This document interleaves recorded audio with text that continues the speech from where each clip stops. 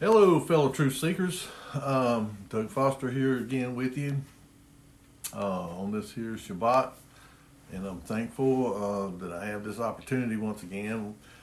Didn't get to do one last week because I got a strike.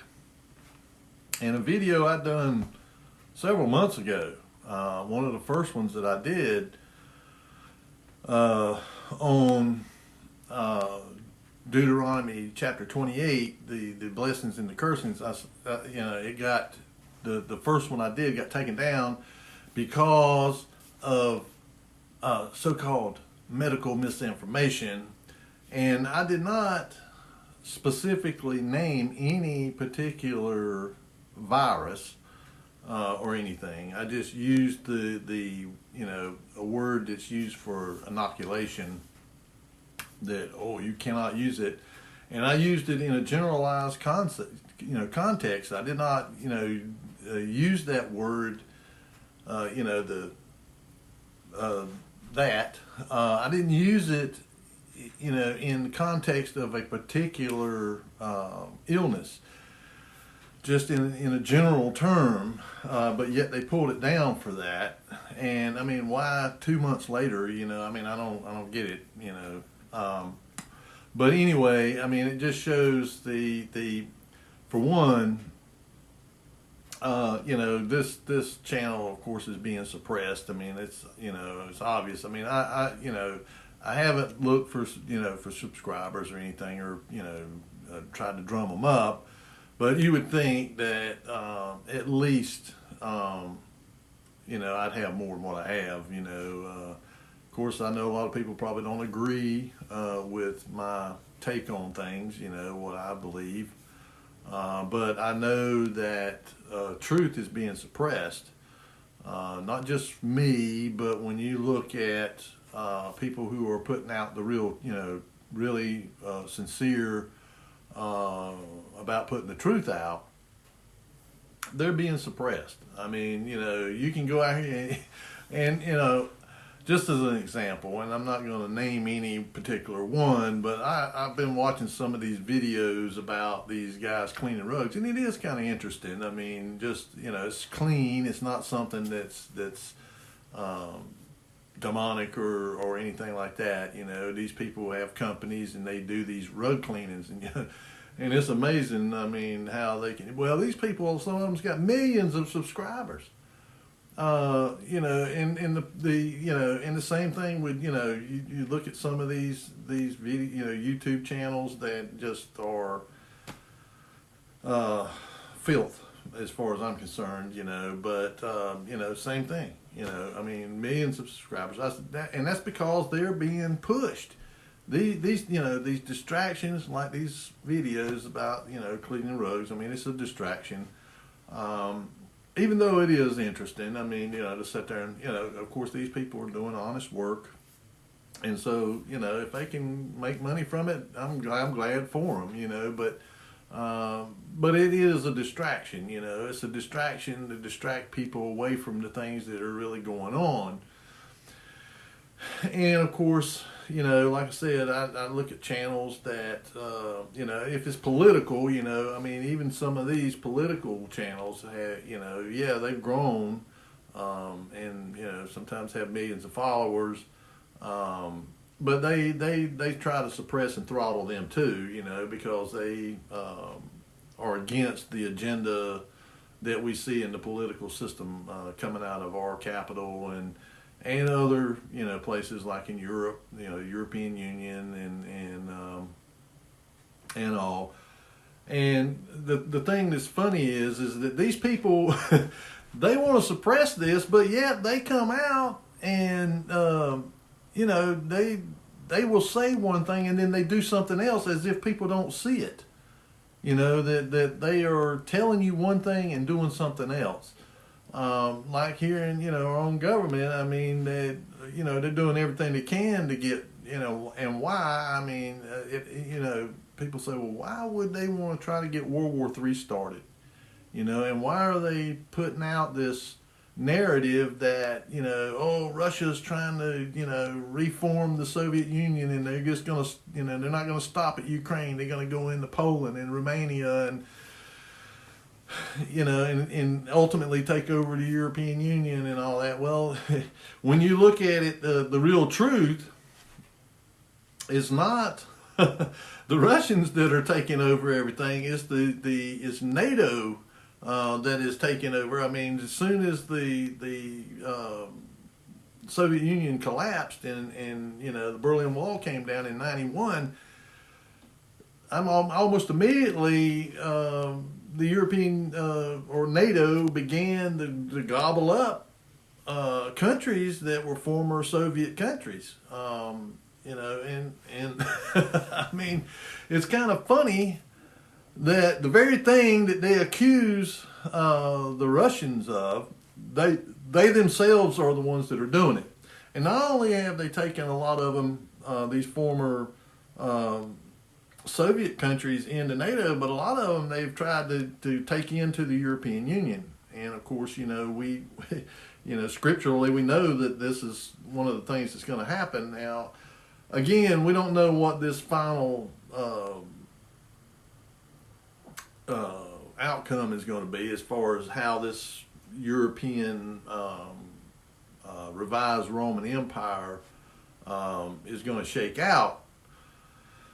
But I think that what's going on over there now with Ukraine and Russia is a pretext for the arrival of this charismatic political leader.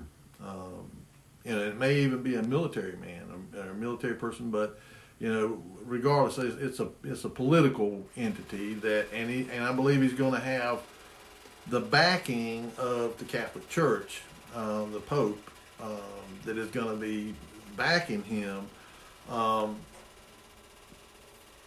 and elevating this person to basically a position of global leadership, and in the name of peace.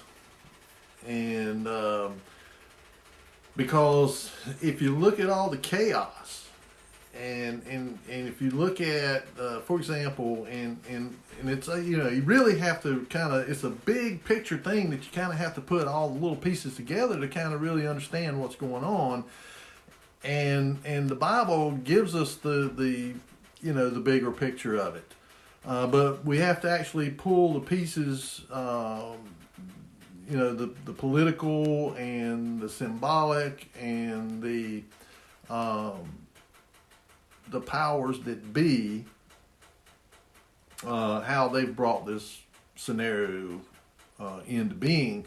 When you look at the dollar bill, for example, on the back, on the Great Seal, the one with the pyramid in it, that's all symbology, and it's all Illuminati, Freemason, secret society stuff. And it's got, I think it's Novus Orderos Seclorum or something like that on there, out of chaos, order.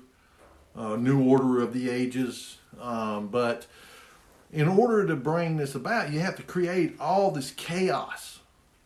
The very threat of the annihilation of humanity through a nuclear war or something, to elevate this person up to this point where, he brings about this peace. Somehow or another, it's going to, be brought about. And one of the things I'm going to read this here because I think it's interesting, and that all this stuff has been planned out.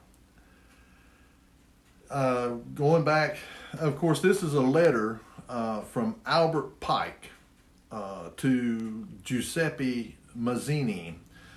Giuseppe Mazzini was a illuminist, okay, and he was living over in Italy, I believe, at the time, but I think he was a German that had been, he was a part of the Illuminati in Germany, and then whenever they kind of got broken up and ran out, they moved. They went to Italy, and ultimately they wound up in Italy, France, and the United Kingdom, and they infiltrated into the Masonic lodges, and because the Grand Lodge of what is it? Not Scottish Rites, but it's the Grand Lodge of British Masonry. It's in England, and then you have the Lodge of the Scottish Rites of the Eastern Star, which is Continental Masonry, which was kind of headquartered around France, and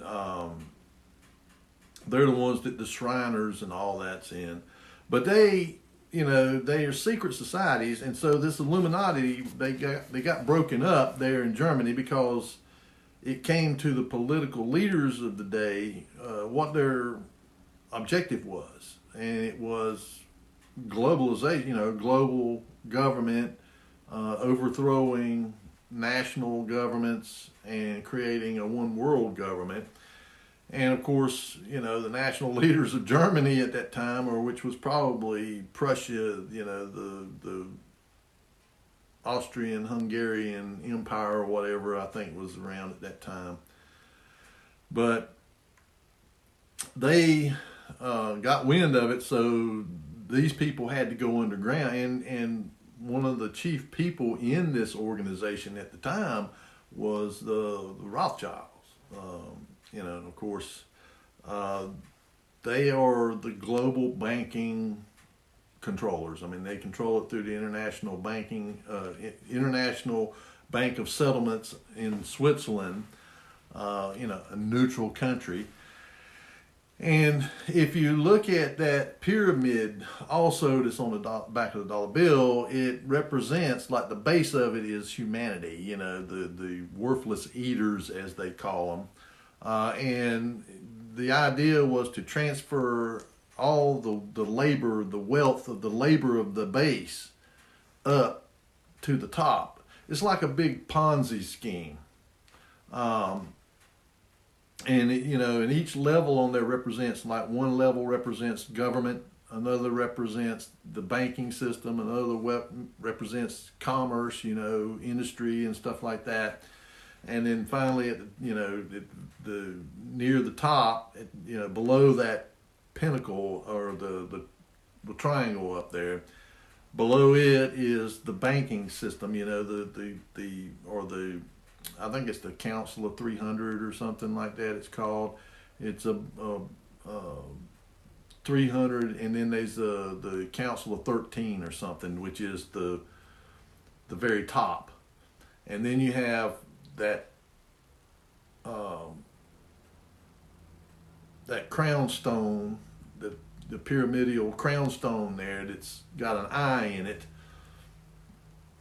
It represents military, religion, and financial, or money, banking.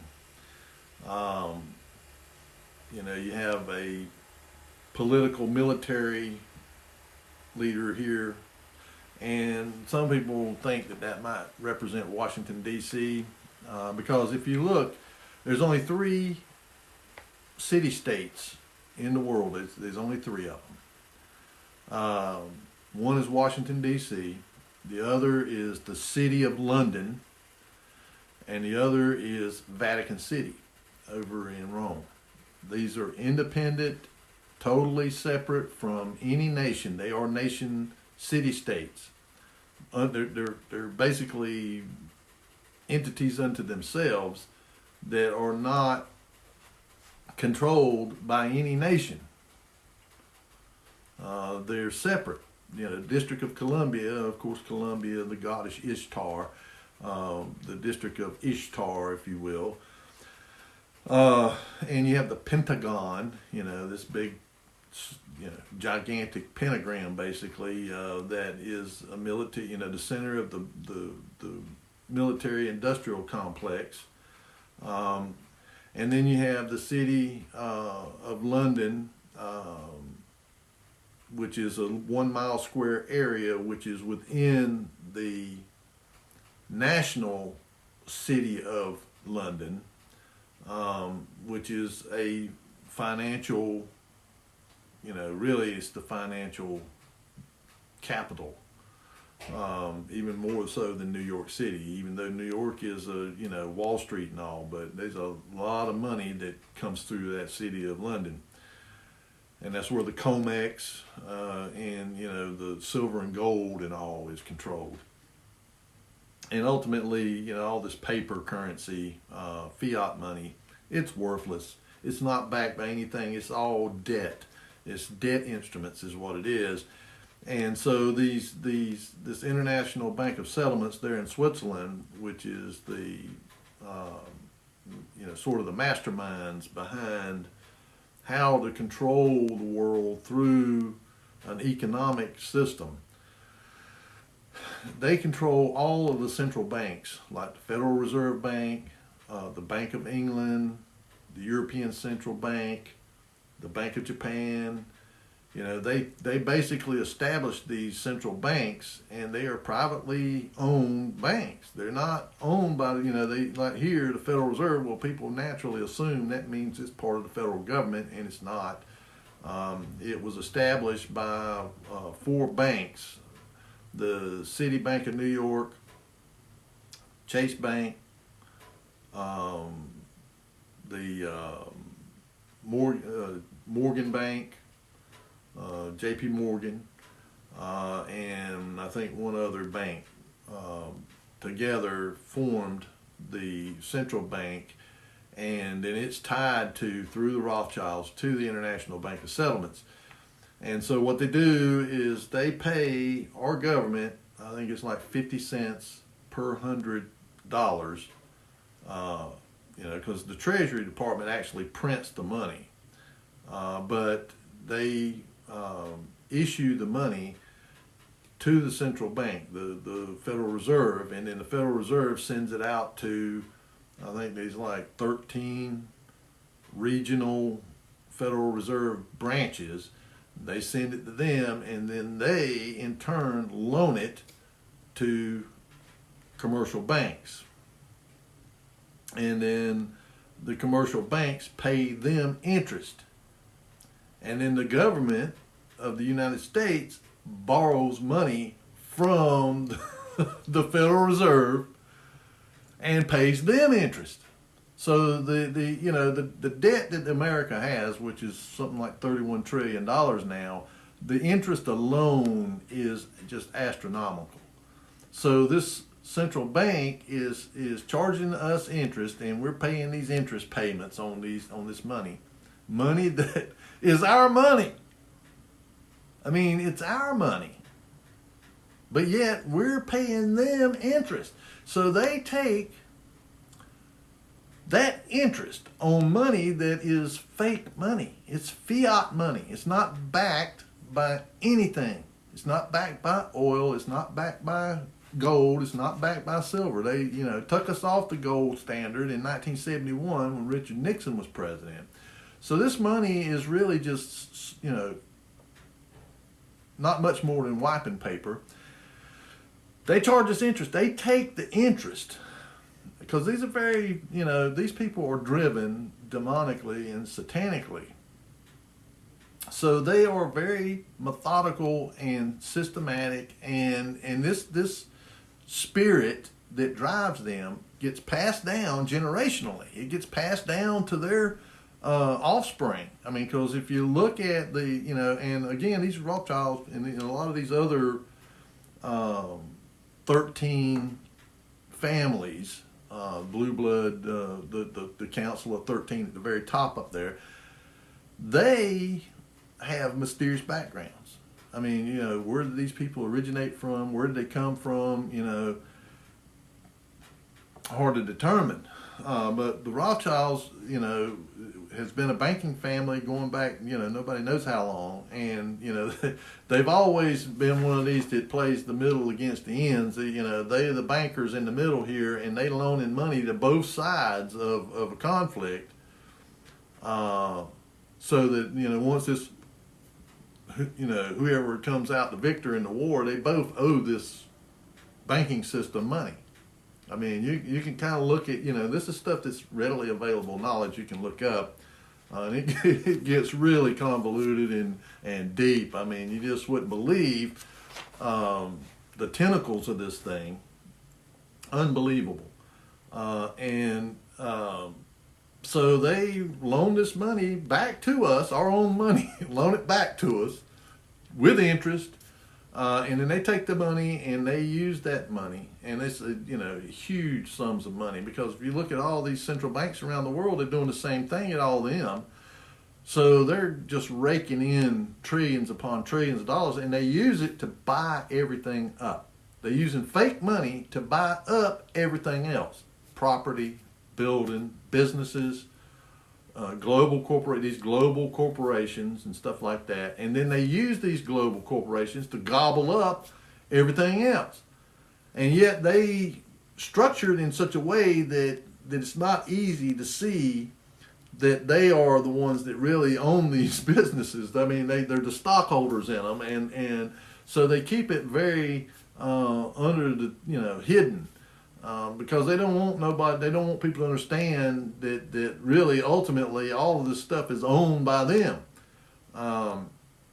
It's been estimated that their combined wealth of those 13 families is somewhere close to a quadrillion, 1,000 trillion. I mean, just an unbelievable amount. And they've amassed a huge amount of gold and silver as well, but gold particularly. And so, when you see this, you can understand how these people, want to control everything. Okay, now I'm going to read this here to you. This guy, Albert Pike, was a Confederate Civil War general. And, but he had a lot of controversy around him. He even got court-martialed, and ultimately, somehow or another, he weaseled his way out of it. I mean, they were going to, kill him. They were going to put him in a firing squad or something, but he managed to get out of it, and even tried to assemble, because what it was, he was trying to assemble his own little army or whatever. According to this, it's a letter that claimed that Albert Pike wrote to Giuseppe Mazzini in 1871. Now, this is in 1871, so this is a pretty good ways back. But it is kind of acknowledged that Pike was a brilliant man, and he was a tactician. I mean, he was a strategist. So he wrote it regarding a conspiracy involving 3 world wars that were planned in an attempt to take over the world. The Pike letter to Giuseppe Mazzini was on display in the British Museum Library in London until 1977. This letter has been claimed by many internet sites to reside in the British Library in London, which denies the letter exists. So I'm, putting it out there as to what, of course, the powers that be that control information and that control the narrative, and they enforce it. I mean, you can see where people backtrack. They will backtrack, say, oh, I didn't say that, or oh, I was wrong, or I was mistaken, because they come to them and say, you're going to change that story there, or you're going to wind up floating with the fishes, basically. Because people like to think that they can buck against this system, individually or even collectively, revolt or something. It ain't going to happen. I don't care how many weapons people have. I mean, these people have the ultimate in technology and weapons, and so you'd never see them come at, they'd come at you and you'd never even know they were coming. But, this Giuseppe Mazzini was an Italian revolutionary leader in the mid-1800s, as well as the director of the Illuminati. He was their guy that was working their plan. And Albert Pike was a historical Masonic figure, was a 33rd degree Freemason, occultist, Grand Master and creator of the southern jurisdiction of the Masonic Scottish Rite Order here in America. Following are apparently extracts from the letters showing how 3 world wars have been planned for many generations. And when you listen to this, I mean, if this is what they're doing, and it really follows what actually historically happened. What we know historically happened in World War I and World War II. They used, sorry about that, folks. They used agents, provocateurs, to go and either assassinate somebody or stir up some kind of conflict between 2 different groups. Here it talks about the First World War, and the reason for this was, part of it was because of the Tsar of Russia refused to allow them to take over their banking system. They was wanting to take it over there just like they were doing everywhere else. That was,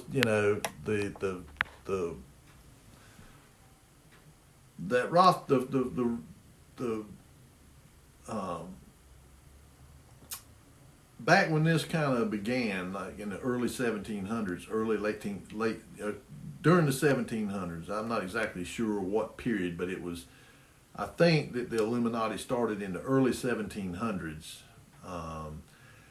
And the Rothschild that was alive, that was over the banking, I mean, and again, this guy was financing, he financed Napoleon and different ones, and, they in these wars and stuff, and they would finance the other side as well, to fight these wars, and they were getting filthy rich off of it.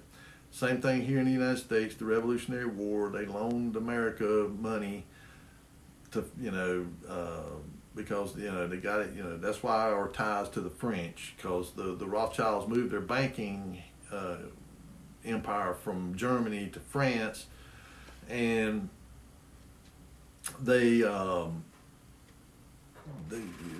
because they got ran out because of what they were doing over there, trying to, overthrow governments and to create this world government.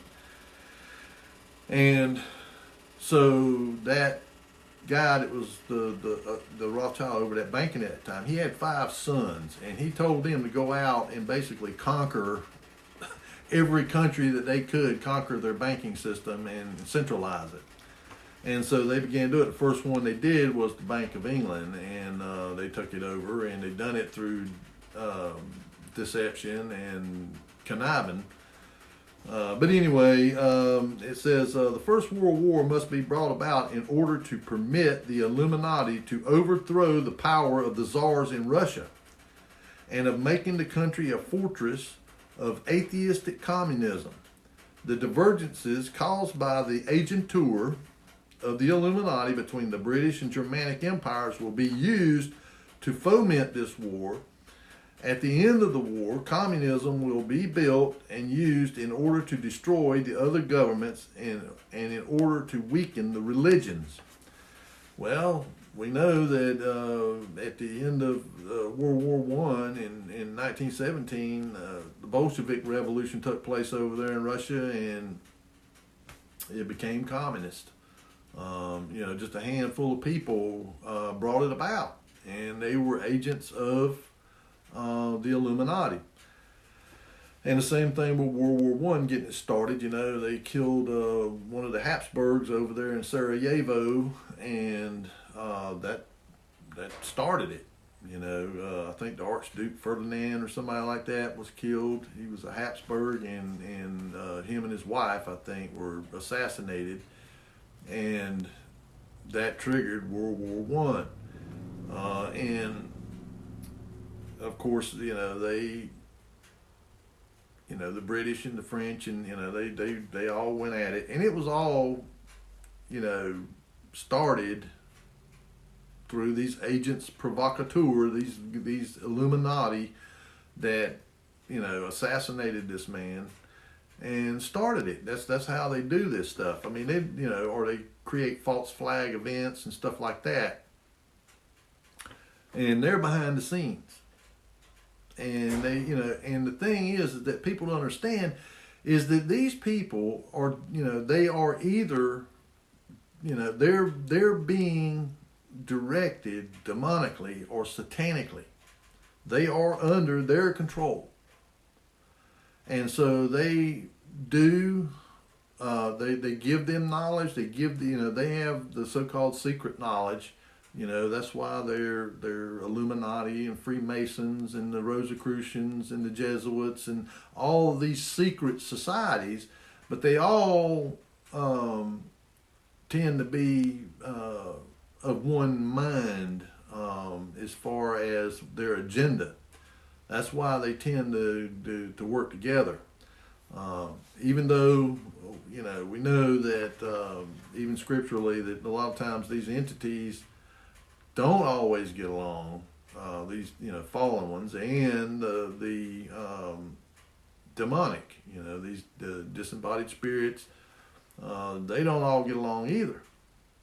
But they have one thing that joins them together, and that is our destruction and to make misery for mankind. And then the Second World War. And it's funny, that these things actually happen. It says the Second World War must be fomented by taking advantage of the differences between the fascist and the political Zionist. This war must be brought about so that Nazism is destroyed and that the political Zionism be strong enough to institute a sovereign state of Israel in Palestine. During the Second World War, international communism must become strong enough in order to balance Christendom, which would be then restrained and held in check until the time when we would need for it the final social collapse. Okay, so the Second World War was got started so that that they could get this conflict going between the fascist, Nazism, and political Zionist. The killing of all those Jews over there in Germany was the thing that catapulted the establishment of the state of Israel under the Zionist in 1948, which was an outpouring of the Balfour Declaration of, I think it was in right at the end of World War I, when Balfour made his declaration about establishing a permanent Jewish homeland. Now the Zionists, of course, were financed and backed, and even today have a large presence in Israel. The Rothschilds,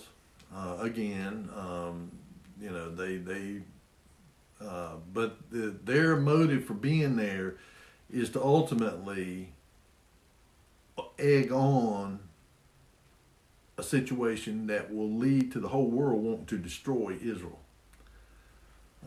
And not just the people over in Israel, but the house of Israel. We talked about in one of my previous videos who the house of Israel is. And it is to bring about our destruction as well, along with theirs. Because ultimately, Satan wants to destroy the Father's people that he established, that would be the way through which the Messiah came. And he hates them above, he hates us all, but he really hates them. So he's using them as pawns, just like he uses all these other people. And they have, most of these people are just deceived. They don't realize that they are being, used like marionettes or something, on strings. They just can't see what leads them to being brought into that kind of situation is because of their greed and because of their covetousness and their lust for power. So, naturally, even though they may be deceived, they're deceived because of their own, corrupt natures. It says,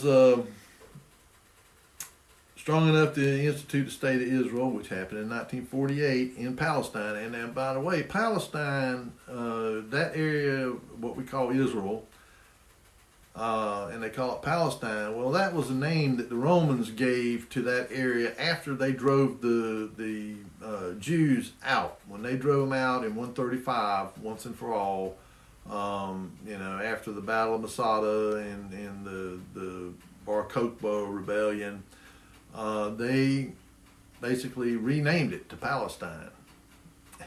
And you got these people called Palestinians that claim, that it's Palestine, so it must be ours. Well, that's an ancient conflict that's been going on. It's between the Ishmaelites, the Edomites, and the Israelites. It's been going on for thousands of years, and it ain't going to be settled by humans. But and it says that international communism must become strong enough in order to balance Christendom.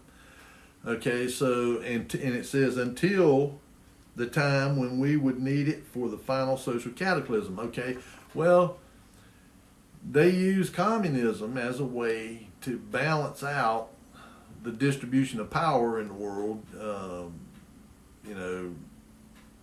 The Cold War, until they had gotten control enough of everything. During this period of time, there was this never-ending set of conflicts between the two to develop, for one, it accelerated the development of military technology, the ability to make war. Because ultimately, this is going to come down to they're making war against the Messiah when he returns, and so they had to develop technologies, and so the way to accelerate that is to have this fear of this enemy over here, so you keep developing technology and you develop economically in such a way that you just basically ultimately drive them economically into the ground. And that's kind of what happened, under Ronald Reagan and his Star Wars thing and all that, was to ultimately bankrupt the Soviet Union through just outspending them. I mean, we just were able to outspend them because capitalism does just that. It generates capital, and so. As we're under socialism, it's a collective thing, and of course, unless people are inspired, and of course, under a totalitarian system of oppression, people ain't exactly inspired to produce, quality and quantity as well. I mean, and to produce everything that you need. Willfully. They have to be coerced and forced. And of course, when you do that, I mean, people have no incentive. There's no incentive in that. And so in a system like capitalism where money is the incentive, and, materialism, then people are going to produce, and they're going to produce, ideas and technologies. I mean, you have all these companies that sprung up during that period of time, Intel and Microsoft and, and these military defense contractors and all that kind of stuff, the McDonnell Douglases and the, Martin and Boeing and, that accelerated our defense capability. But now that system failed,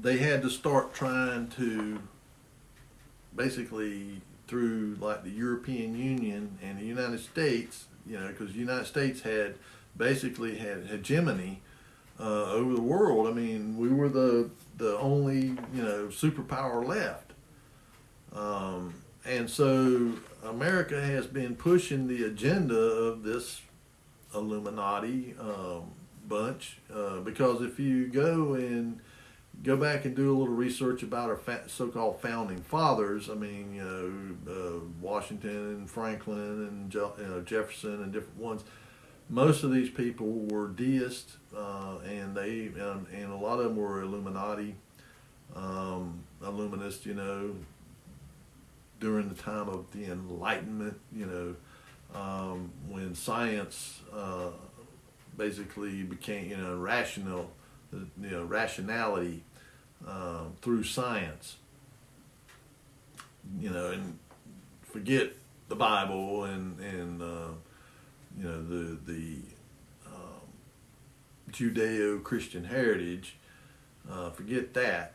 And of course, those people, a lot of them that came here, Francis Bacon and different ones, they come over here to get rid of the Puritans. I mean, they do away with the Puritan system. I mean, because the Puritans had established a government here that was based on biblical principles and righteous living.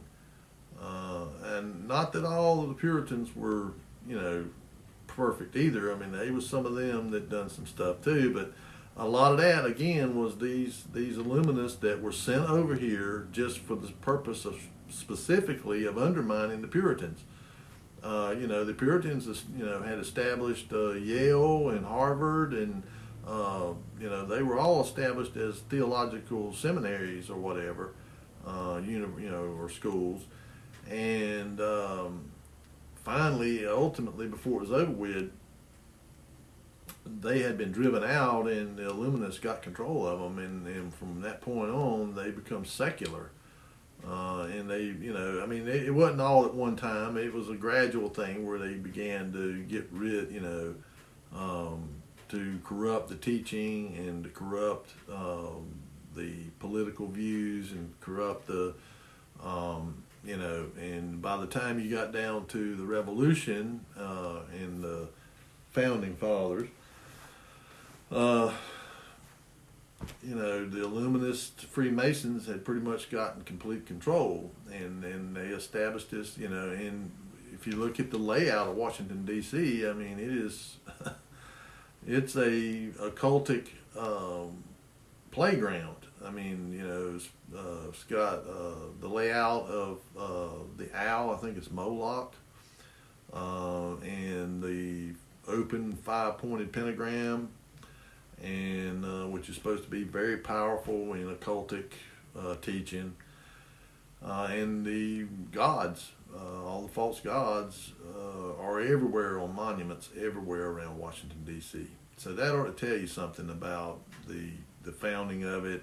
And it was Thomas Jefferson and L'Enfant or somebody that laid it out. And they laid it out according to occultic and Masonic principles.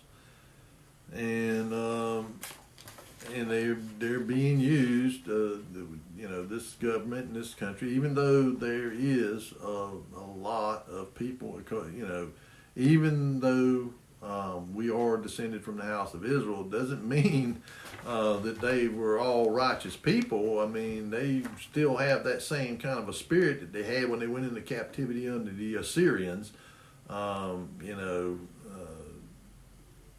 They just got the blessing that was promised to them by Jacob, that Jacob passed down to his grandsons Ephraim and Manasseh, and that they would be, the Father had promised this to Abraham, Isaac, and Jacob, and he delivered on it. He is the Elohim of truth. When he says something, he does it. And so he fulfilled it, but, just like those people over there in the house of Israel, 729, 739, along in there, when they went into captivity, they were full on idolatry. worshiping Moloch and Baal and Ishtar. I mean, their trinity, the occultic trinity, they were worshiping them. And of course, it led to their destruction and captivity. And it's going to do the same thing for us. But this, when you look at the prophecies of Daniel, when he described in Daniel chapter 2, he describes this statue, or gives Nebuchadnezzar, he interprets this dream that he had about this giant statue, with the head of gold and the breast of silver and the stomach and thighs of bronze and the legs of iron and the feet of iron mixed with miry clay. This was empires, the head being Babylon and the Medo-Persians and the Greeks and then the Romans, and then the feet mixed with miry clay. The iron is representative of the Roman Empire. It is the remnant of it, and how it's mixed with this clay means that it is strong because of the iron, but it's weak because of the clay, which means it's a fragile alliance. And when you look at what's over in Europe, I mean they're in a turmoil over there right now, political turmoil. But if you listen to what's coming out of what this conflict over there in Ukraine, I mean, when you begin to look at it, how it is propelling events, it's propelling things to a biblical conclusion. And one of them is that Germany, they said that Europe needed to accelerate and expand their military industrial complex, their military manufacturing capability. They needed to expand it, massively. And Germany's already committed to spending a huge sum of money to expand their own, and they're, telling the others, other European countries, you need to do the same. And now they're even talking about folding NATO into the European military, into just one military body. And again, I think one of the things too, they've come out is that America blew up that Nord Stream pipeline. Well, that in itself is an act of war. But, Germany is supposed to be our ally. But yet, that gas that was flowing through that pipeline was paid for by Germany to supply them with natural gas, and then we blew it up. I mean, that, and yeah, Germany has the appearance of still going along with us. But, I think that stuff like that is going to, basically push them to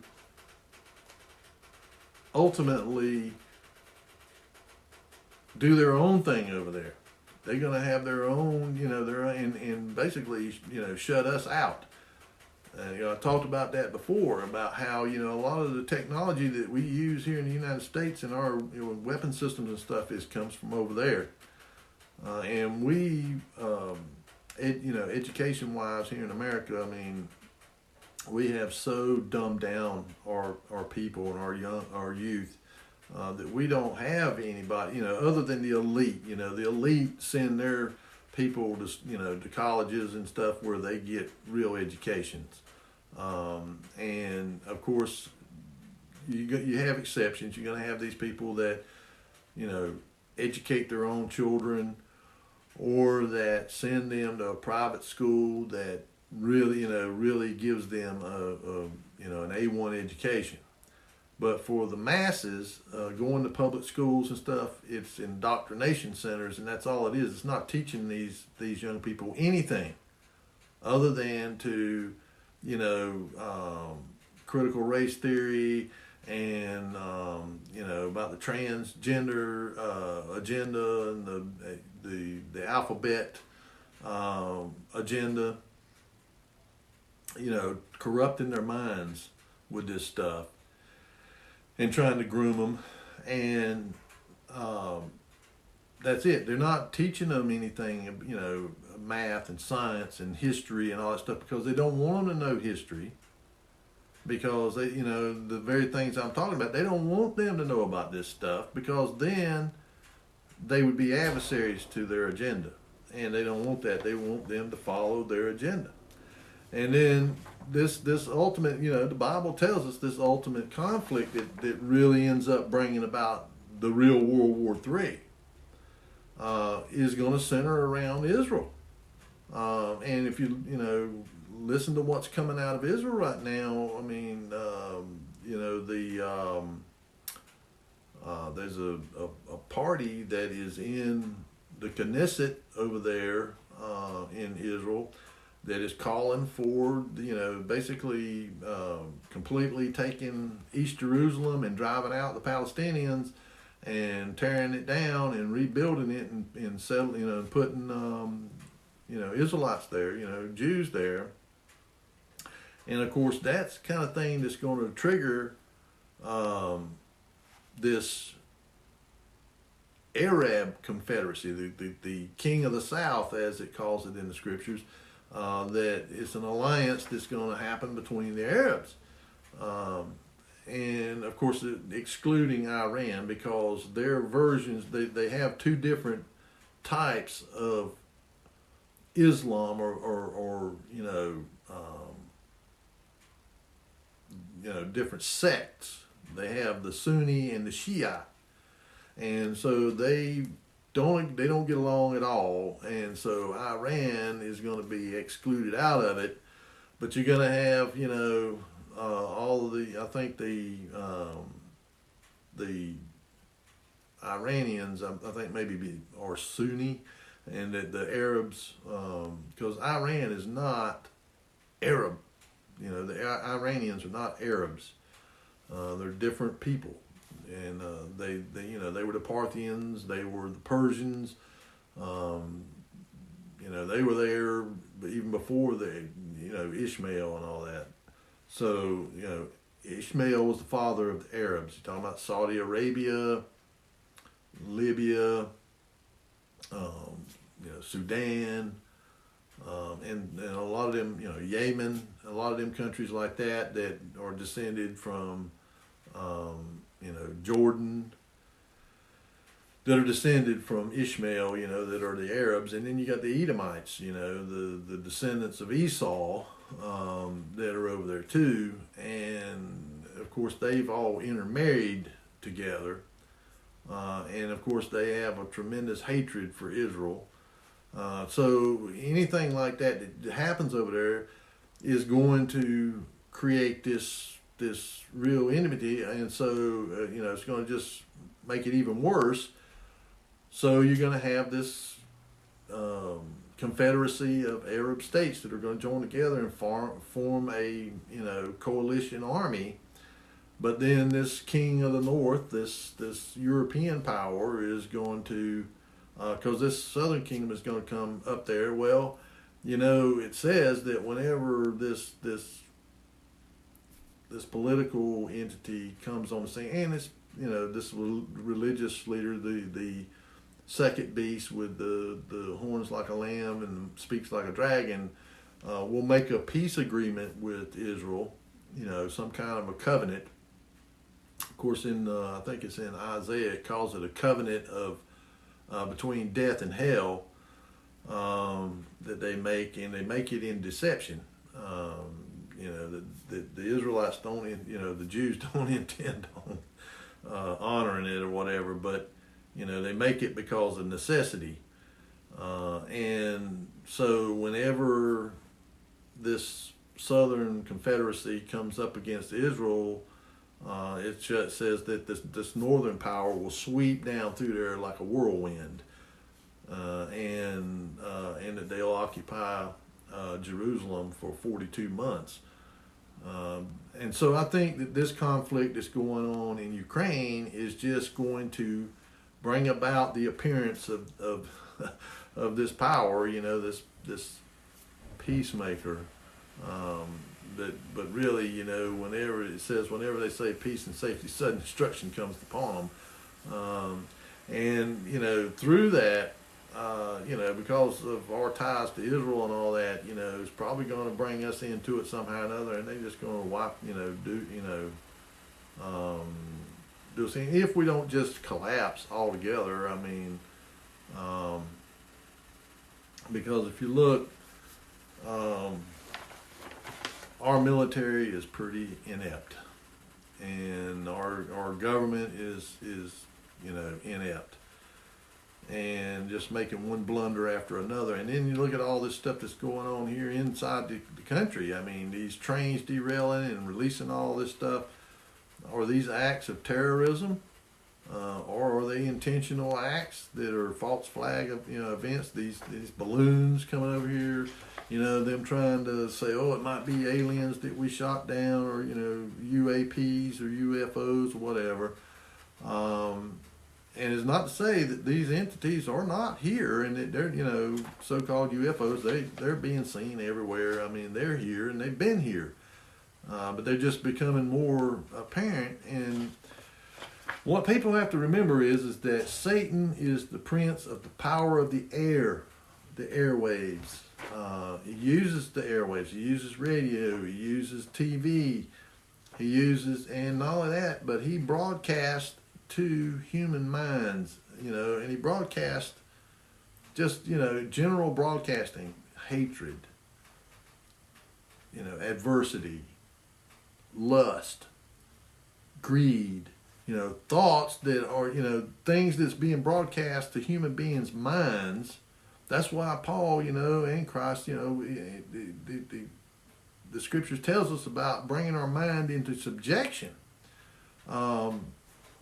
And to, so, he says, let that mind that was in the Messiah also be in you.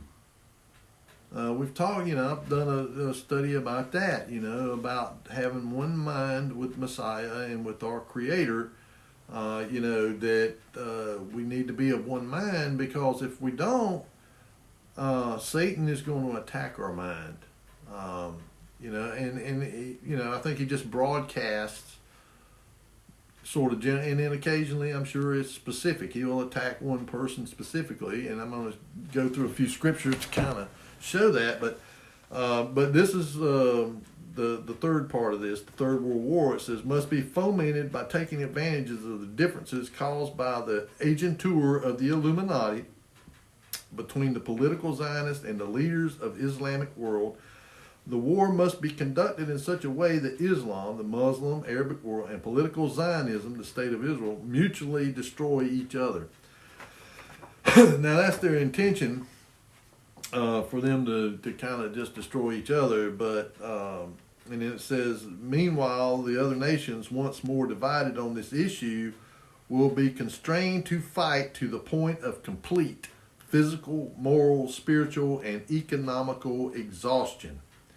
We shall unleash the nihilist and the atheist, and we shall provoke a formidable social cataclysm, which in all its horror will show clearly to the nations that the effect of absolute atheism, origin of savagery, and of the most bloody turmoil. In other words, they want to, once this war happens, this is their plan. Now, whether it plays out this way, it's going to play out the way Scripture says. But this is what they intend to do, is to get this, use Israel and Islam to get this conflict started.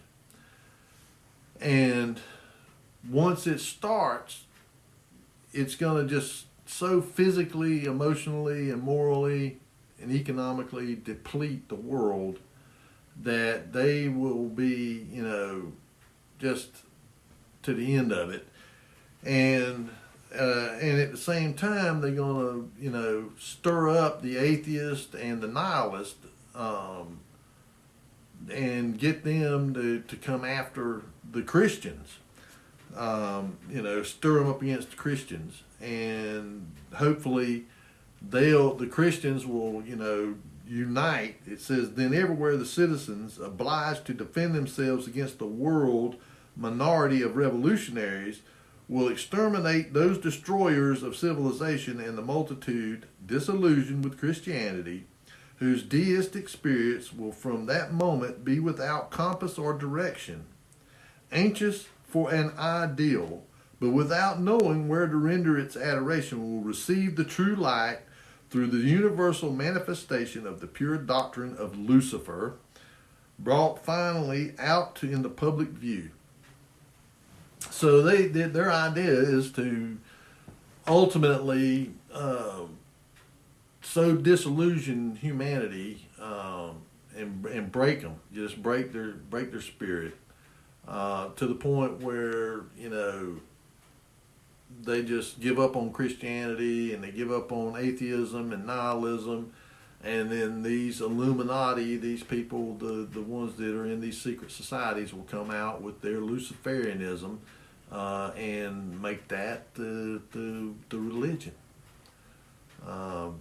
Now, whether it plays out that way or not, I do believe that, of course, it's one of these things that they have to constantly adjust their program. But I think that people like Albert Pike and Mazzini and them, they did sit back and of course plan what needed, sit down and said, okay, this is the kind of things that we're going to need to do in order to bring about this Luciferian system, where mankind is brought completely and totally under the control of Satan and his son, his seed, and this is why people like to think that Satan and Lucifer are the same, and they're not. And when you read about, I think it's in Isaiah chapter 10, about Lucifer, oh how thou art fallen. Well, Lucifer is the name in Latin, but his name in Hebrew is Halal ben Sakar. And of course, Halal ben means son. So Halal, son of Sakar, son of Satan. Okay, and how we can kind of know this is we can go back here to Genesis chapter 3, right after the fall. I mean, right when, the fall had happened. And let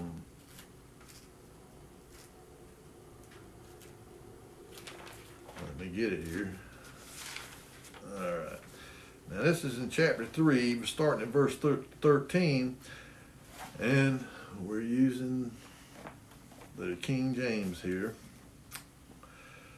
And Yahweh Elohim said unto the woman, what is this that thou hast done? And the woman said, the serpent beguiled me, and I did eat. And Yahweh Elohim said unto the serpent, because thou hast done this, thou art cursed above all cattle, and above every beast of the field. Upon thy belly shalt thou go, and dust shalt thou eat all the days of thy life. And this is in verse 15. And I will put enmity between thee and the woman. The woman he's talking about is Eve. And between thy seed and her seed. Her seed is the Messiah. Okay? His seed is the anti-Messiah, the Antichrist, the spirit of Antichrist. Okay? But Lucifer, it tells us, he wanted to ascend up to heaven. He didn't come from heaven. He wanted to ascend up to heaven. Okay, and he was smacked down because it tells us that no man has ever, and he was the seed of Satan, but he was a Nephilim, like we read about in Genesis chapter 6. That was his first, and that's, that's probably the time that Lucifer was created, was conceived, was in that period of time. But it says he was in Eden. Okay, and that he was a covering cherub. Well, he, was in a position of a cherub, like one. But he was a Nephilim, and he wanted to ascend up into heaven. Well, Satan, the seraphim, had been up to heaven, before the throne. Because we can see that in Job. Let's look here in Job. Now, we don't know which Satan this is. I mean, we know that there's two different Satans mentioned in Scripture. They're two different entities. But in the book of Enoch, there's 5 mentioned. So there's 7 of them all together, and I believe they're all seraphim. These seraphim are serpent beings that have 6 wings. At least that's the way they're described in the Hebrew, the seraph.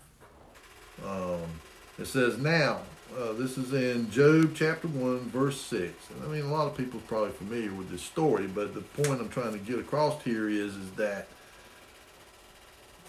these fallen entities went before his throne. It says, now there was a day when the sons of Elohim came to present themselves before Yahuwah, and Satan came also among them.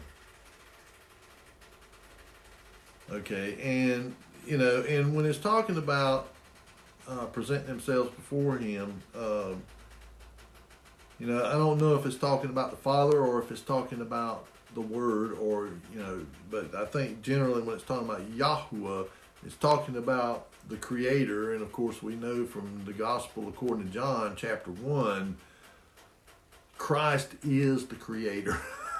It's kind of hard for people to get their mind around. But it says that the Word was with Elohim, and Elohim and the Word were one, and everything that was made by Him.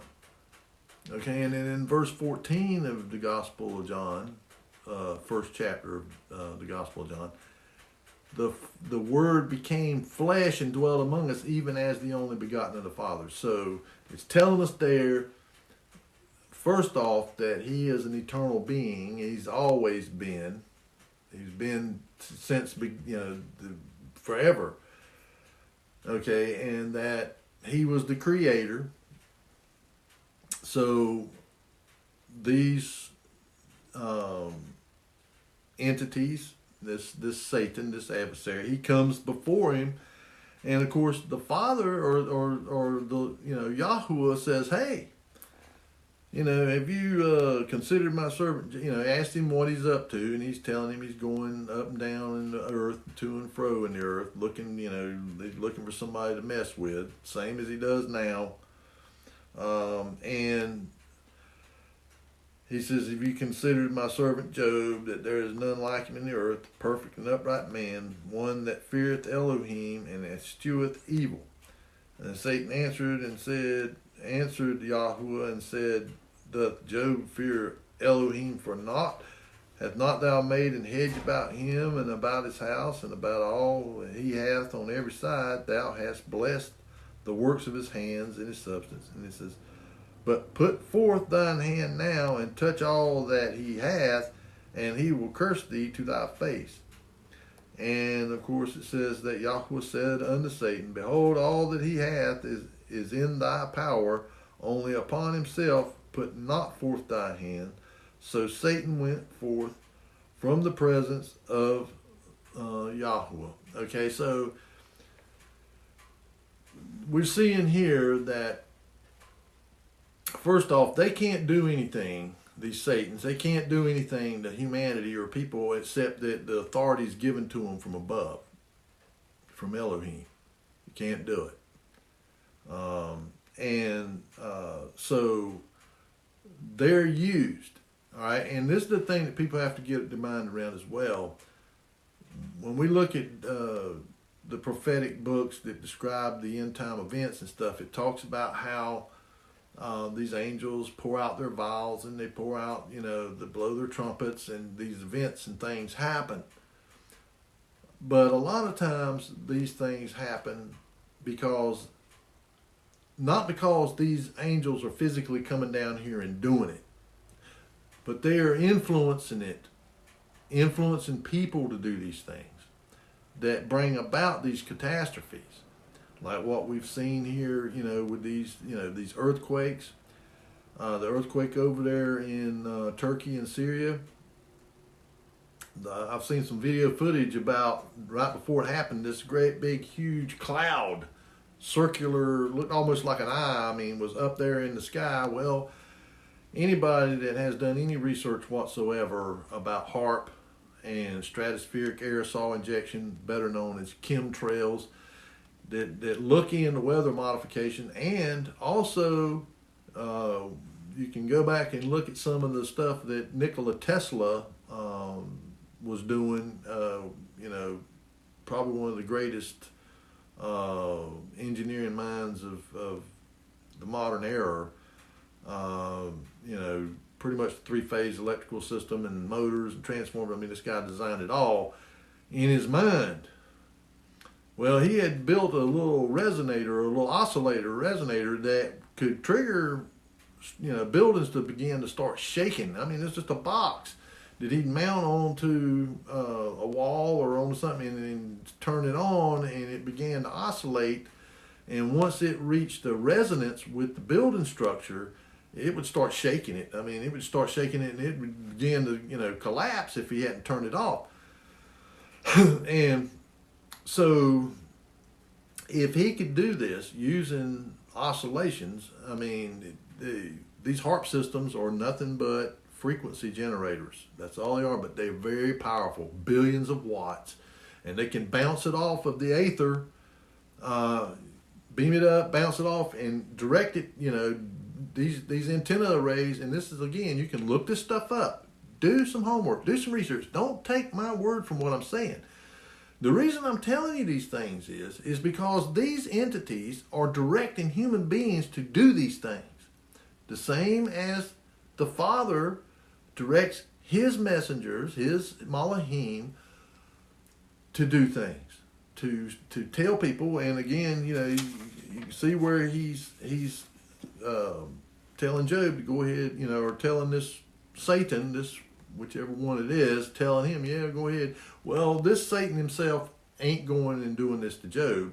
No, he's got other entities that are under him, and he's telling them, go stir up these people, because if you read on here, right after that it says, and there was a day when his sons and his daughters were sitting and eating and drinking, and there came a messenger unto Job and said, the oxen were plowing and the asses feeding beside them, and the Sabaeans fell upon them and took them away. So they went to these Sabaeans, influenced them, put it in their mind to go over there and steal these animals from Job. And then the Stoichions got involved. Stoichions are what are called the elements. And we can read about these in Scripture as well. Paul talks about how these, I think it was the Corinthians, that you're back to worshiping these elements. And the elements are what they called in fire, earth, water, and wind. And they can be entities called stoichons that can appear as these elements. They can appear as earth, they can appear as fire, they can appear as air, and they can appear as water. And we can actually see this in Scripture. Like when Christ was walking on, he was this wasn't when he was walking on the water. He was in a boat though, and they were going across the sea there, and a bad storm came up, and the wind was blowing fierce, and the boat was starting to fill up with water, and he was asleep. And his disciples started panicking, and they woke him up, and he calmed the wind. He commanded it to stop. It was a stoichion. Now, it's not always when you have bad wind or an earthquake or a flood or whatever. It's not always just, one of these elemental spirits doing it. But a lot of times it is. And so these entities are the ones that are influencing human beings to do things.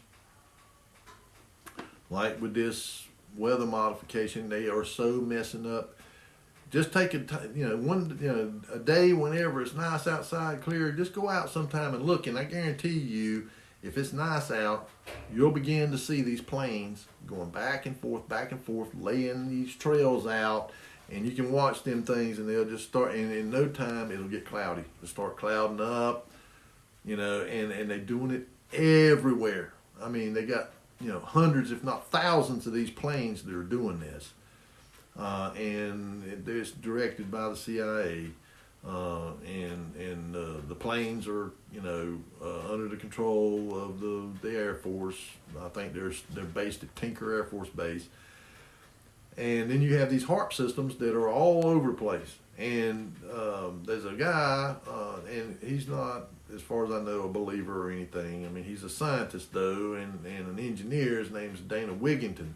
And he's been studying this stuff for a long time, and and he's talked to whistleblowers and people that were in the CIA and in other government entities that are aware of this stuff. And not only that, but you can see the research papers that come out of Harvard and MIT and Stanford and places like that.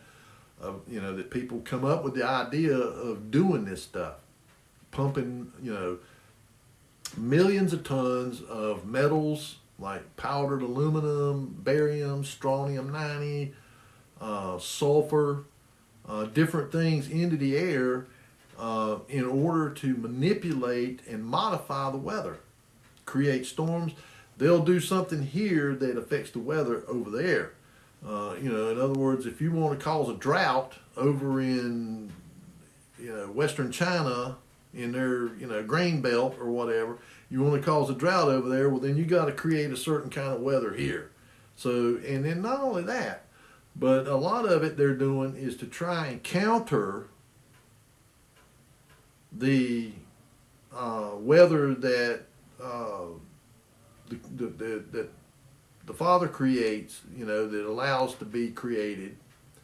Because it talks about causing droughts, withholding the rain and stuff like that from people whenever they go into blatant sin and idolatry and stuff.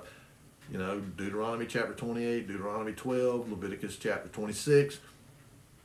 We can read, the consequences of these things. And I believe a lot of this weather modification now is going on to try to counter his, punishment that he's unleashing on mankind. Of course, it's to no avail. All it does is makes it even worse. It exacerbates it. Now you see this crazy weather we're having. I mean, we get snow, and it's little tiny, looks like them little styrofoam balls, little tiny styrofoam balls. I mean, it's not like any snow I've ever seen. When I was a kid and it was snow, man, it'd be these great big flakes, I mean, they just, come down. I mean, this stuff it looks like them little tiny styrofoam balls. I mean, just crazy. And just cloudy all the time. I mean, and they, they call it the dimming, that they, and they even come out and say that they want to do this to correct climate change. They're the ones causing the climate change. They're the ones that have caused this, because they have been doing this stuff now for, well, they began working on it back in the early 1930s, mid 1930s. I mean, the Weather Bureau of the Army was working on it, and they have been working on it ever since. And you even had people like Lyndon Johnson come out saying whoever controls the weather controls the world, making saying that by the year 2025 we will own the weather. I mean, and these people don't make these statements lightly. They making these statements, factually, that is their intention. Okay, well, here we are. We're right at 2025, and they are doing it. But it ain't just Americans doing it. The Russians do it. The Chinese do it. Probably the Europeans. I mean, everybody's doing it. And it's a form of warfare. Create hurricanes, create, tornadoes, and steer them. I mean, just look at this one that just hit Florida down there, this hurricane. I've never seen a hurricane, and like I say, I mean, I've been following weather as long as I've been, Hurricane David and Charlie, and, I grew up in the Carolinas, so I've seen some hurricanes. And nobody ever saw hurricanes do like that hurricane down there did. I mean, it come around through the Caribbean, around into the Gulf of Mexico, and it sat there.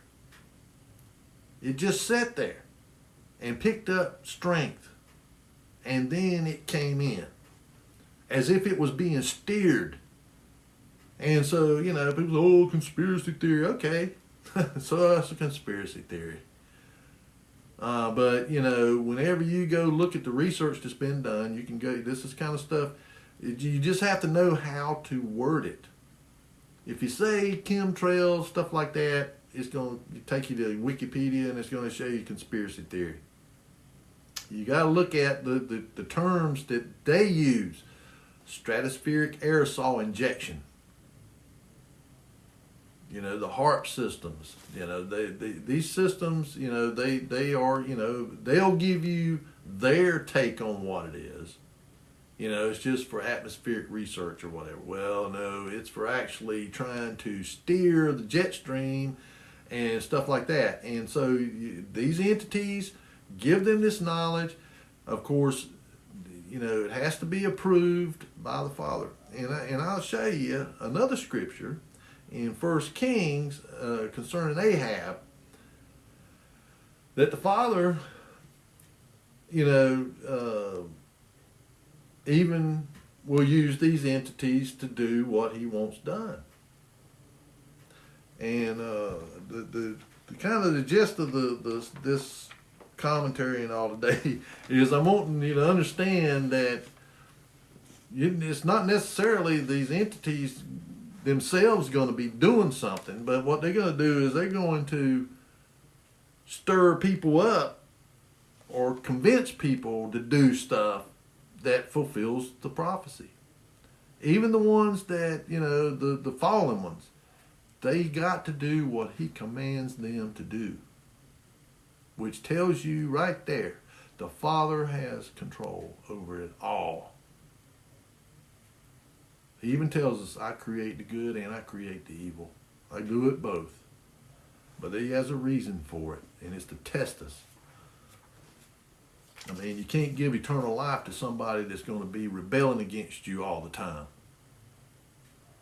You have to have the right spirit and the right mind to be able to go into his kingdom. And you have to be willing to allow him to correct us, to make the corrections that are necessary to make it so that we can go into his kingdom. Otherwise, he's going to destroy us. But, we have to be tested. All right, here it says, this is in 1 Kings chapter 22, and this is when, Ahab, he was, a pretty wicked man. And they had been making plans. He went down to Jehoshaphat, who was the king of Judah, and they were wanting to go and make war against Syria. And because they wanted to take back Ramoth Gilead, because the Syrians had took it. And so they got together and started plotting on it.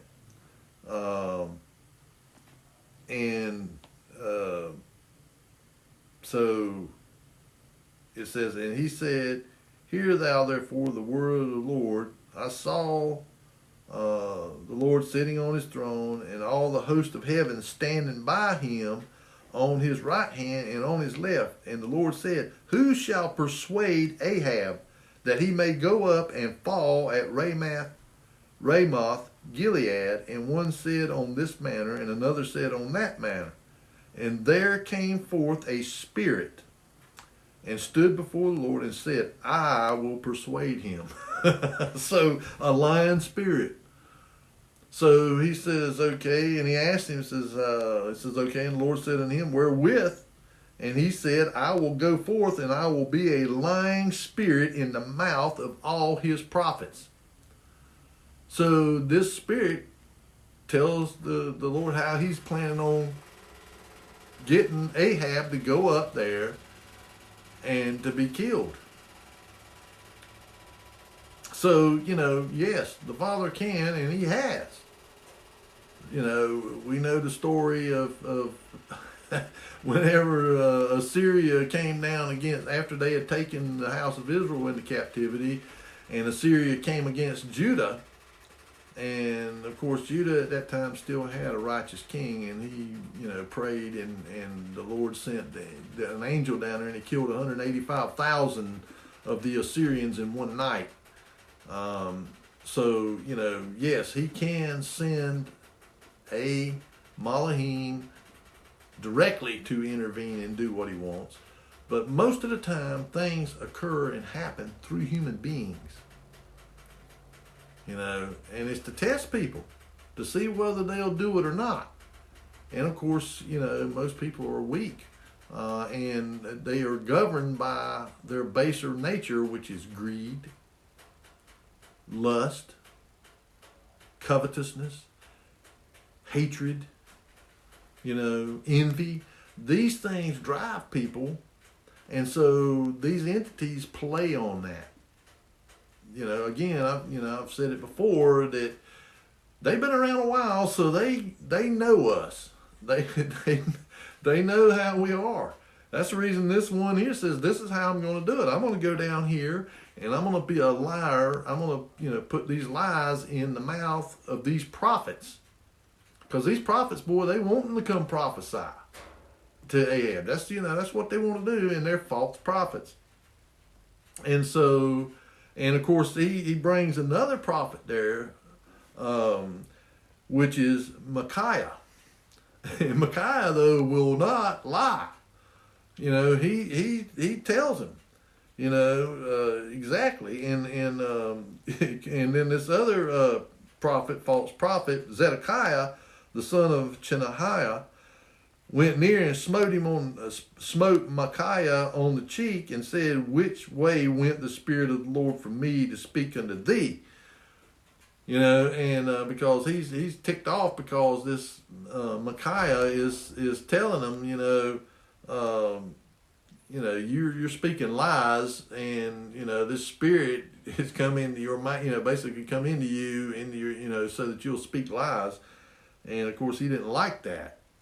And of course, the king told him to take Micaiah and take him over to Samaria and put him in prison over there until they got back or whatever, and then they deal with him, because he says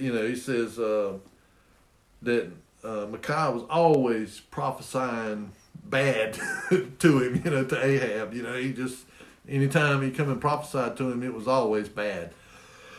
Because he just wouldn't lie, he would tell him the truth. And of course, people like Ahab didn't want to know the truth. They just wanted to be told what they wanted to hear. And so he went up to Ramoth Gilead, him and Jehoshaphat dressed up in his normal kingly robe or whatever, but Ahab disguised himself, thinking, okay, I'm going to disguise myself and I'm going to enter into the war, and all, but nobody won't know that it's me. Well, an arrow still found him and gutted him and killed him. So, these entities, that's what they do. And that's why it tells us too, be careful when you think you stand. Don't get puffed up, be humble, and be ever praying, for that humbleness and not to get puffed up, because as soon as you think you stand, that's when one of them's going to come after you and knock you down. And the Father will let them. I mean, He will allow them to do it because, that's the way He has to deal with us sometimes, is we get puffed up or whatever, and He has to bring us down a notch. And He'll use these entities, even the fallen ones, to accomplish His purpose. We can, here in Daniel, we know the story of Daniel in Daniel chapter 10, where the angel, and of course most people believe it was Gabriel or Gabriel, because Daniel had been praying and fasting for 21 days, and he, because he was wanting, praying for an answer, and he kept praying and fasting, and finally after 21 days, this Malahim or angel comes to him and says that he had been being restrained by the prince of Persia, a principality. Well, it wasn't some guy restraining him. It was a fallen entity that was restraining him, and it was probably Satan. Because it says that that there was only one that contended, in this matter with him, and that was Michael, the chief prince of the chief of the princes, or one of the chief princes, one of the chief archangels. One of the chief princes came to help me, and I remained there with the kings of Persia. Now I am come to make thee understand what shall befall thy people in the latter days, for yet the vision is for many days. And so sometimes they actually physically came to people, but they came in the appearance of a man. They didn't come as maybe in what their real appearance is. They have, there's a certain class of these entities, the Malahim or angels, that can appear any way they want to appear to human beings. Same with the Satans. They have the power, and even the Scripture tells us that they have the power to change their appearance. It says that Satan can come as an angel of light. And some people have, like Joseph Smith, and the entity Moroni that appeared. He was glowing, like an angel of light, and gave him these tablets or whatever with the Book of Mormon on it. They can appear to people, but generally it's only certain times, and it's certain, like with Daniel, really beloved. He says, he's telling Daniel, you're beloved. It says, and said, "O man, greatly beloved, fear not, peace be unto thee. Be strong, yea, be strong.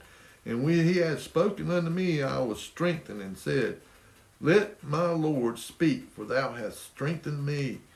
Then said he, Knowest thou, therefore I come unto thee, and now will I return to fight with the prince of Persia, and when I am gone forth, lo, the prince of Greece shall come." So it was talking about the powers changing, because at this time Daniel is under the Medo-Persians. Babylon's done fail. Now the Medo-Persians are in power, and he's talking about after he contends with the prince of Persia, then he's going to have to contend with the prince of Grecia. So whenever the Greeks overthrow the Persians, and of course they did. And of course this is a long period of time. It's not for us it's long, but for these Malahim and all that are eternal beings. Time doesn't really have a meaning to them other than in how it relates to us. And then, we go to Revelation, or this is Thessalonians, but here it's talking about not letting nobody deceive you by any means, for that day shall not come except there come a falling away first. This is in the second epistle of Thessalonians, chapter 2. Except there come a falling away first, and that man of sin be revealed, the son of perdition.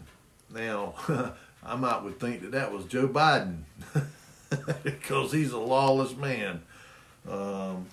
And there's different people that are described in here and in Revelations, that are not necessarily the Antichrist or whatever, and the beast, the two beasts. There's others that are described too, and I think the lawless one, Joe Biden, in my opinion, might be the lawless one.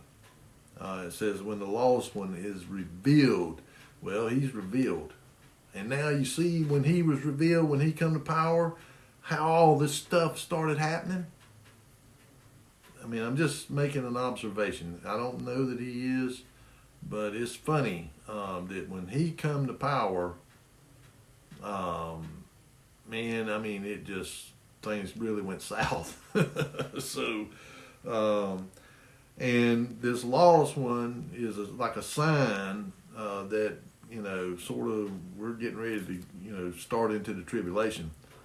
And that's what Daniel, he talks a lot about the end, there in chapter 10, 11, or 9, 10, 11, and 12 of Daniel, primarily deals with this time, and then now here in Revelation, and this is in Revelation chapter 16, and it says in verse 12, it says, "And the sixth angel poured out his vial upon the great river Euphrates, and the water thereof was dried up, that the way of the kings of the east might be prepared."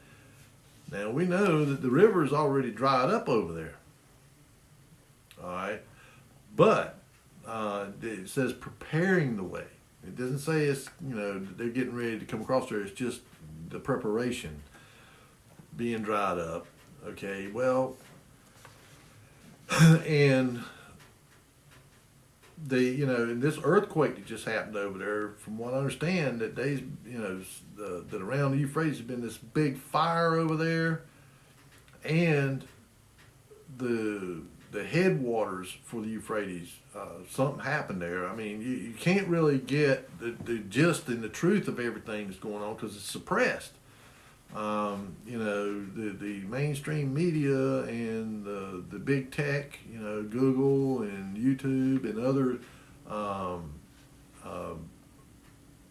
platforms, suppress this stuff. They don't want it getting out because it validates this. And it says it was dried up, and the water thereof was dried up, that the way of the kings of the east might be prepared. Now, it's the ways being prepared. Okay, and I saw three unclean spirits like frogs come out of the mouth of the dragon, and of the mouth of the beast, and out of the mouth of the false prophet. For they are the spirits of devils, working miracles, which go forth unto the kings of the earth and of the whole world, to gather them to the battle of that great day of Elohim Almighty. And so again, here's these spirits, these entities that are going out, and then you read on, and it'll tell you how there's these other entities that do this, that are doing the same thing. They're going around stirring stuff up. They go to these leaders, and they're speaking to their minds. They put these thoughts in their minds. And so the main gist of this study is that,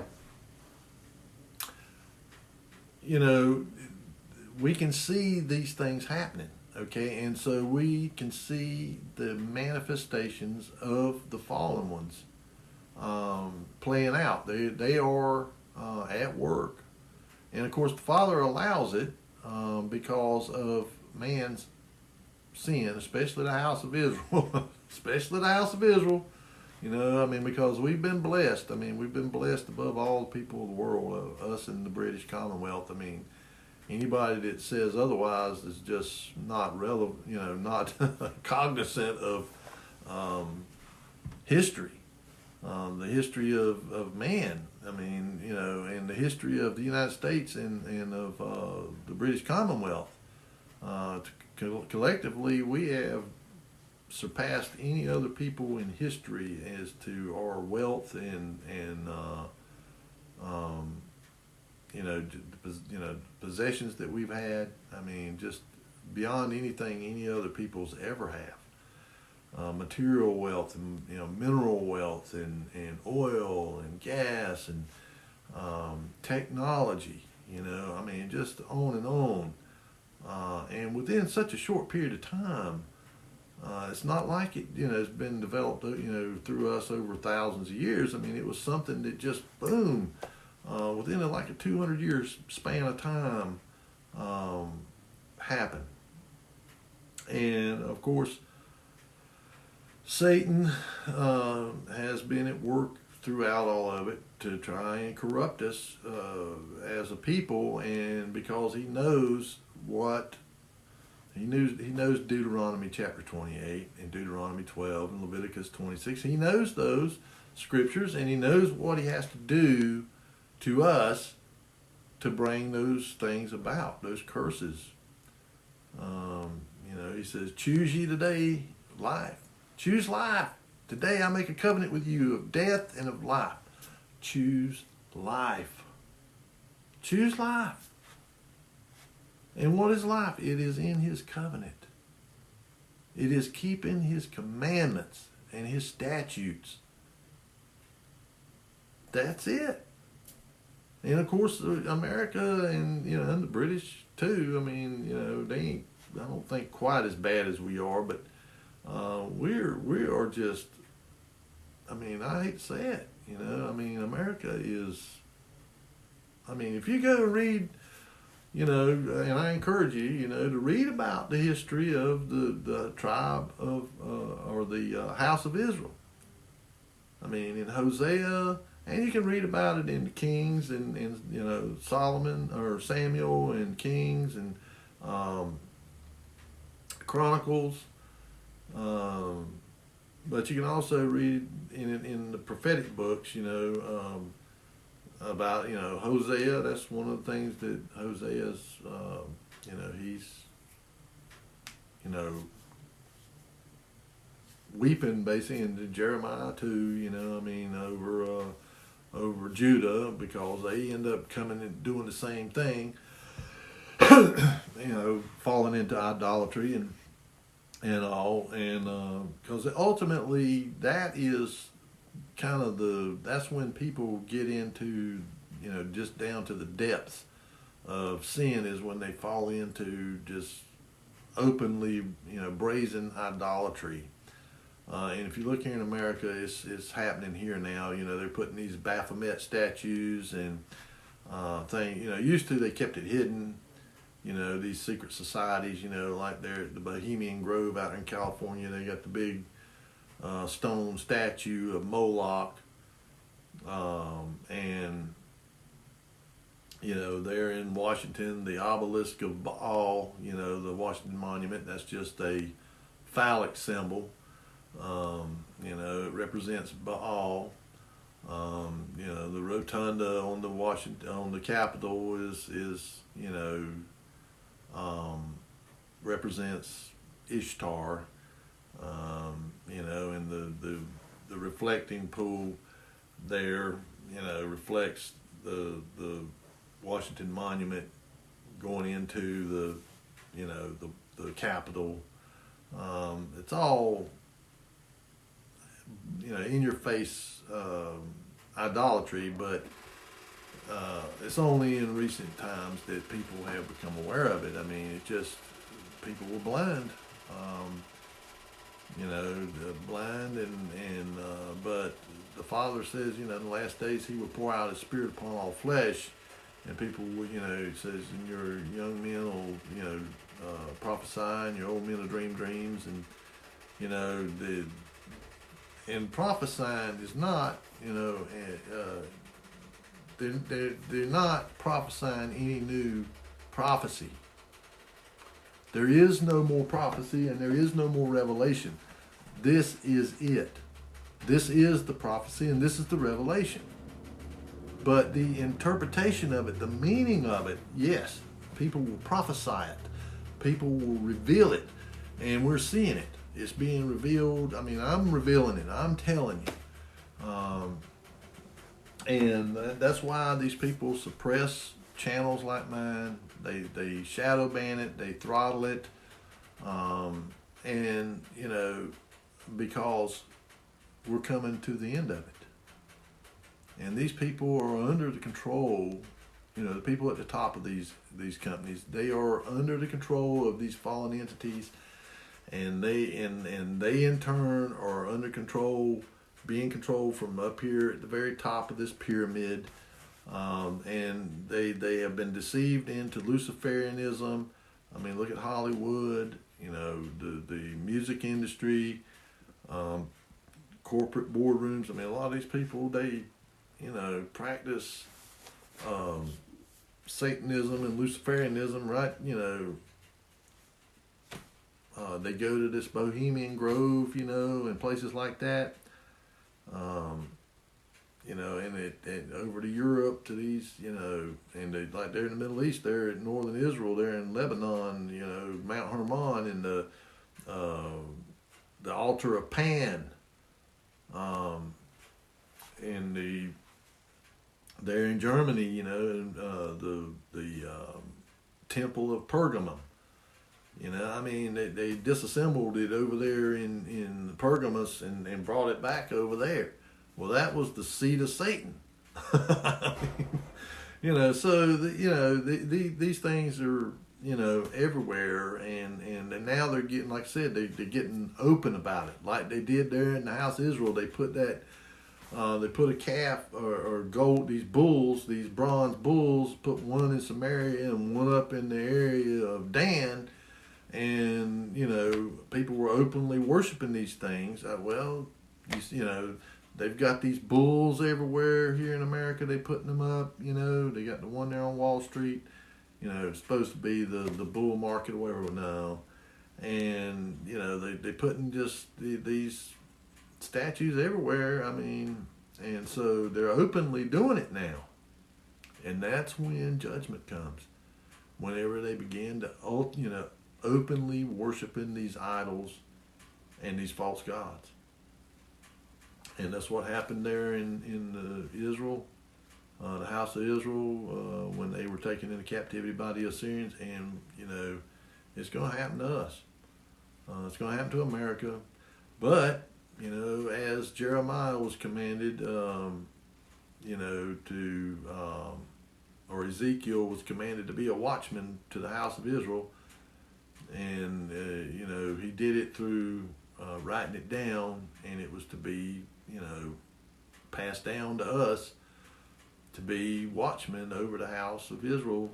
That's what I'm trying to do, and whether people believe it or take it to heart, I can't make anybody do it. Can't make anybody believe it. The only thing I can do is to, give you the word, and, the scripture tells us that, faith cometh by hearing and hearing by the word. So I try to put the word out there. I try to put the warning out there. As Christ said, repent, for the kingdom of Elohim is at hand. And it is. Do you want to go into his kingdom? Or do you want to be, destroyed and raised at the second resurrection to judgment? And those who knew the truth and know the truth, they're not going to, if they know the truth and yet they willfully reject it or hide it and try to conceal it from people, those people will answer for that, and they're going to be cast into the lake of fire and destroyed. And those people, they're without excuse. And so that's why I do this, because I want people to know the truth. And if you don't, if you reject it and continue on doing the way you're doing, even when you know the truth and you have the truth, then you get what you get. I hate it, but and I don't want nobody to perish. I want everybody to come to repentance. But when you look around you, there's a lot of people that are deceived. They just deceived, and they really don't know the truth, and they're blinded so that they can't know the truth. But those people, I believe, will have a chance. But for those who do already know the truth, but yet they go, they willfully serve Satan and do his bidding. Now they're going to get the same fate as Satan and the fallen ones, and the demonic. They're going to get the same fate. The only difference is that those people are not eternal beings. That immortal. They're mortal, and they're going to just be destroyed. Same with with us. Human beings, we're not immortal. Immortality is what we attain to. That's what we want to get. But it's not what we already have. We're mortal beings. When we die, we are dead. The blessed hope is in the resurrection, that we will be resurrected to eternal life. The gift of Elohim is eternal life, and that in the Messiah. It's not something we already have. It's something that we attain to, that we want to get. And we get that by obedience and by keeping his commandments. And I don't know if you've heard recently here, this is just another little addition into this, that Donald Trump, is advocating for the reintroduction of, and of course I'm not opposed to capital punishment for heinous crimes, but he's talking about bringing guillotines, public executions by guillotines. And of course I don't know whether it's something that can be absolutely verified, but it's my understanding that under Barack Obama, that they imported something like 30,000 automatic guillotines that were manufactured in Mexico. That they bought them and that they have them stored at these FEMA camps. And of course that ought to tell you something, where it talks about people being beheaded for their testimony. It ain't going to be for, heinous criminal acts. It might start out that way, but, and so, and Trump, he's a German.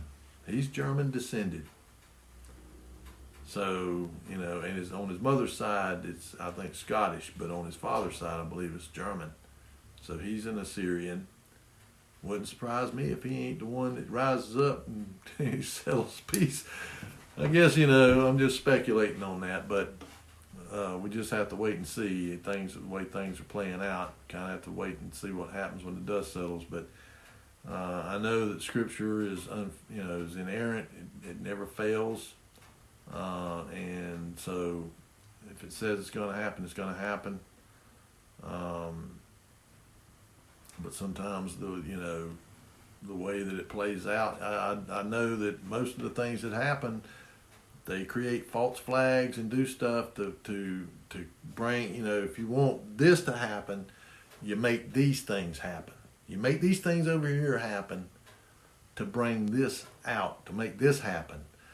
It's cause and effect. It's a simple principle. If you want to accomplish something, if you want this person to come to power, then you do something over here that will elevate this person. False flags and start conflicts and different things, and create chaos so that somebody, a political, charismatic political entity can rise up and say, hey, I can straighten it out. I can bring peace and I can bring order to the world. Out of chaos, order. So, I think that's where we're at, and I think that this political power and the beast, the political beast, and the religious beast are getting ready to make their move. That these things are part of that. This is all part of it. And you can see how these alignments and stuff, that are matching up to Scripture. I mean, how the kings of the East have arisen up, and power, becoming a power, and and then what's happening there in Russia and with Ukraine, and Gog and Magog, and Israel being brought back into, the Jews being brought back into the land. And it does talk about the Jews being brought back into the land. Not the house of Israel. They will ultimately in the kingdom, that when the Messiah returns, they will be brought back to their to Israel, but not before. That was specifically the Jews that would in the last days return, and they've returned, in 1948, along with the Zionists, and so we see all the pieces of the puzzle dropping into place. And then the things that are stirring up with the Arabs over, and like I say, the Arabs don't get along with the Iranians. I mean, so it's not going to be like the Iranians are going to join up. The Iranians are going to join up with the kings of the East, the Chinese, and them whenever they march. But and the Iranians were the Elamites and the Persians. The southern part of Iran down along the Persian Gulf down there, they were the Elamites, Elam, and then the northern area up there was the Persians, but two different peoples, and it the scriptures talks about both of them. Elam is going to be destroyed, but anyway. If you look at the geopolitical situation in the world, and I think it's all being stirred up, so that it can bring this beast power into position, and I believe that the second beast that it talks about coming up out of the earth, I believe he's already here. I believe he's already over there in Rome. But that political entity, I mean, he's here on the earth, but he's just not been elevated up yet. And there's no telling who it is, but I kind of got my ideas. I just mentioned him a while ago, but we'll see. But pray for, the house of Israel and the people of Israel. Pray. Just pray. Pray for wisdom and knowledge, understanding and discernment, that you don't get deceived, and because another thing is too, they'll use events to misdirect your, like what I just read from Albert Pike about how they want to destroy Christian belief, that they lose their faith. Don't let that happen to you. Don't let these events and things that are going on take you off of the path and destroy your belief, because that's one of the things that they want to do too is to destroy your belief, so that you'll fall for this false belief. Like what he just said there, you know, into Luciferianism. And but with that, it's just something to think about and to pray about. Do some homework, do some research. You know, look up some of these things I've talked about. You know, because a lot of people ain't even aware of it. You know, of some of the things I've talked about. Because again, it's suppressed. They don't want people to know what they're doing, and like I said, these people are being demonically driven, and I believe that it's the kind of thing where it feeds on itself. The more people call up these demons and mess with that stuff, the more it gets called up. You know, and it talks about one of these places being a dwelling place. In Revelation says, you know, you become a dwelling place for demons and a cage for every unclean and hateful bird. You know, that America has become a dwelling place for demons. That they are just everywhere, and they began, I believe it began with the Babylon workings with Jack Parsons and L. Ron Hubbard. You know, stuff that they learned to do from Aleister Crowley. They began to open up these portals into the Sheol, into Tartarus, and these entities started coming through it. But they can't come through there unless somebody calls them, summons them. You know, they you know, Jack Parsons summoned some up there, you know, through that portal.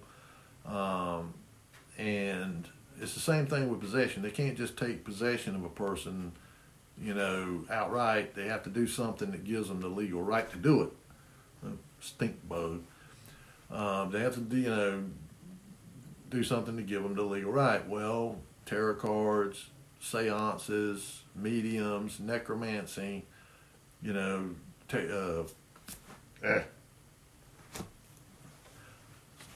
stink bugs, man, them things are everywhere. But they use these things as a way to summons, you know, the Ouija boards and stuff like that. It's a way to summon these entities, and they come out through these portals. And that one that supposedly Jack Parsons and L. Ron Hubbard opened up, they never closed it back because. Like the next year after they opened it, Jack Parsons died in an explosion. And you know, and he was an occultist and in the OTO. And so these people opened up this portal, never closed it back, and now it's relatively easy for these demonic spirits to come out whenever they're summoned. And you know, before people had to do the same thing that Jack Parsons and them did. They had to do some kind of ritual summoning to bring them here. Now, with it being open like that, all people have to do is just, you know, call them, call their name, or, you know, do a little simple ritual, and gives them legal right to come out of there and come and possess this person. And you can see it more and more. I mean, the madness, that's possession. I mean, these people have become possessed because they've messed with things and done things that they shouldn't have, and now they're, you know, calling them out, and this place has become full of them. But anyway, I love you folks.